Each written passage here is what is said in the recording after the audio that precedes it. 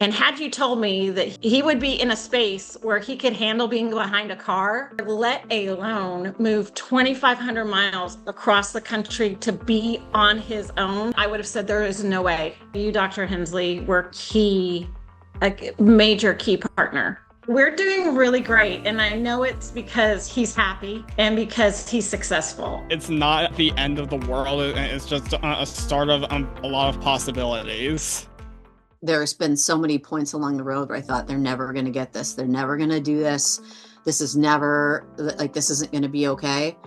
And they figure it out. They're pushing the cart through Costco together. And I looked at them and I thought I would never be able to do this by myself. I thought I would never be able to take the two of them to the idea of taking the two of them to Costco on a Saturday would be my worst nightmare. And here we are.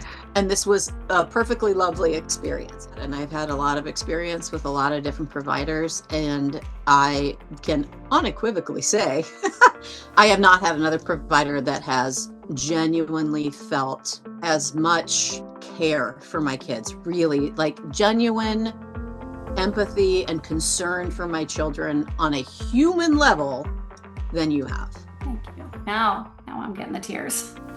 They're beautiful. You have two beautiful, amazing children, and I'm so proud of you and so proud of them. You guys are quite the team, the three of you. Having that diagnosis allowed us to start implementing the early interventions, and that is what has been the biggest key in Dominic progressing the way he has. From the moment that we accepted the diagnosis, because initially I was reluctant to accept, but once I accepted it and decided to move forward with it, we were able to get ABA, right? We were able to add services that we couldn't do before to really hone in on a lot of skills. And it wasn't just social skills, but it was practicing writing, toileting, things that, would be challenging for us. Things like ABA are not available unless you have, well, you can pay out of pocket, but I'll tell you it's insanely expensive. So if you don't have the diagnoses in place, you can't get those services, right? And so I've eventually said, me accepting it or not accepting it isn't going to change it. Right? He's going to be what he's going to be.